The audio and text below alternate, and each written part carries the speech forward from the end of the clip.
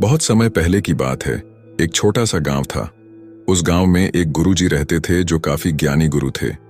लोग दूर दूर से उनके पास उनकी शिक्षाओं को सुनने के लिए आते थे, क्योंकि उनकी कहानियां और बातें सभी को जीवन में कठिन परिस्थितियों का सामना करने के लिए प्रेरित करती थीं।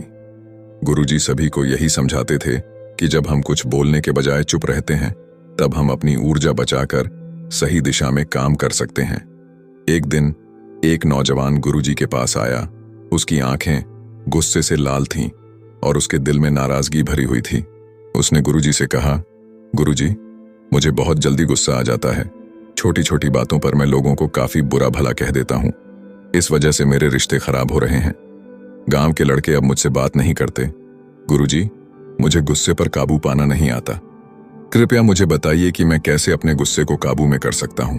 गुरुजी ने उसकी बात ध्यान से सुनी और मुस्कुराते हुए बोले, बेटा, क्या तुम मेरे साथ 3 दिन गुजार सकते हो? नौजवान ने कहा, हाँ गुरुजी, मैं जरूर गुजारूंगा। पहले दिन गुरुजी उसे एक शांत जगह पर ले गए और कहा, यहां बैठो और सिर्फ चारों तरफ देखो, लेकिन बिना कुछ बोले। उसने गुरुजी की बात मानी और चारों ओर देखने लगा। उसने देखा कि कुछ लोग आ जा रहे हैं, पक्षी उड़ रहे हैं। पहले कुछ घंटे तो उसे यह सब देखने में बड़ा अजीब लगा, पर धीरे धीरे उसे इन छोटी छोटी चीजों में एक गहराई नजर आने लगी। उसे महसूस हुआ कि बिना बोले भी चीजों को समझा जा सकता है। दूसरे दिन गुरुजी उसे एक नदी के किनारे ले गए और बोले, इस नदी को देखो, यह बिना कुछ बोले बहती रहती है।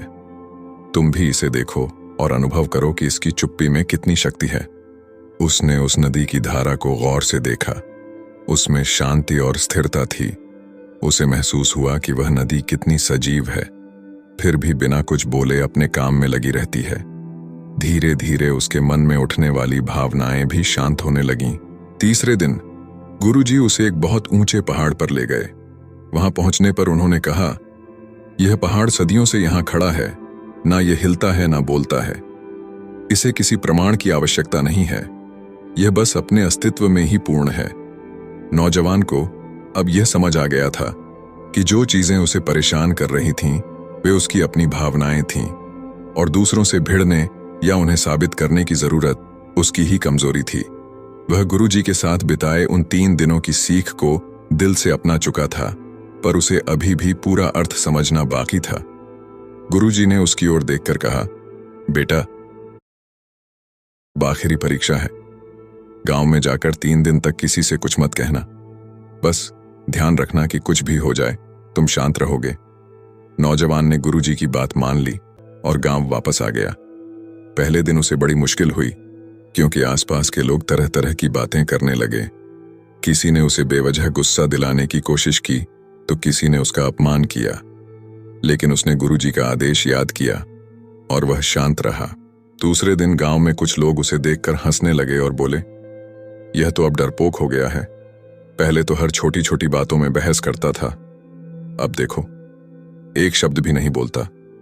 लेकिन नौजवान ने सब सुना और सब बर्दाश्त किया।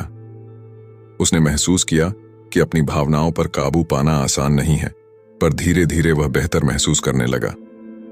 तीसरे दिन कुछ गांव वालों ने उसे उकसाने के लिए उसके परिवार और उसके काम के बारे में बुरा भला कहना शुरू कर दिया। किसी ने कहा, यह किसी काम का नहीं है, इसके पास न तो इज्जत है और न ही मान सम्मान। किसी ने कहा, ऐसे लोग तो समाज पर बोझ होते हैं।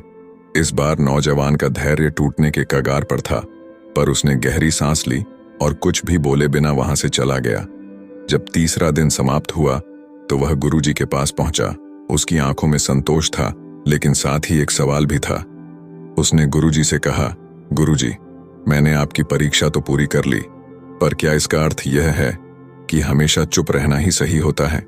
गुरुजी मुस्कुराए और बोले, बेटा, चुप रहना हर स्थिति में जरूरी नहीं होता, परंतु चुप रहने से यह लाभ होता है कि तुम अपने मन को शांत कर पाते हो और सही समय पर सही शब्दों का चुनाव कर पाते हो।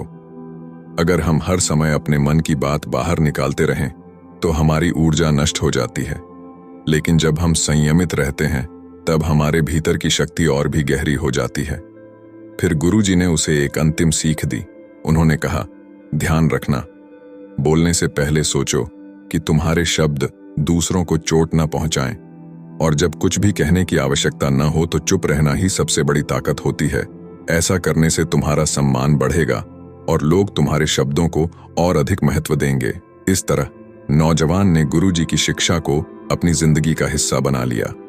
वह अब हर परिस्थिति में चुप रहने की ताकत को समझ चुका था। उसका गुस्सा भी कम हो गया और लोग उसकी इस नई समझ की प्रशंसा करने लगे। उम्मीद है दोस्तों, आपको यह कहानी अच्छी लगी होगी। कृपया हमारे चैनल को सब्सक्राइब जरूर करें। मिलते हैं एक और प्रेरक कहानी के साथ। धन्यवाद।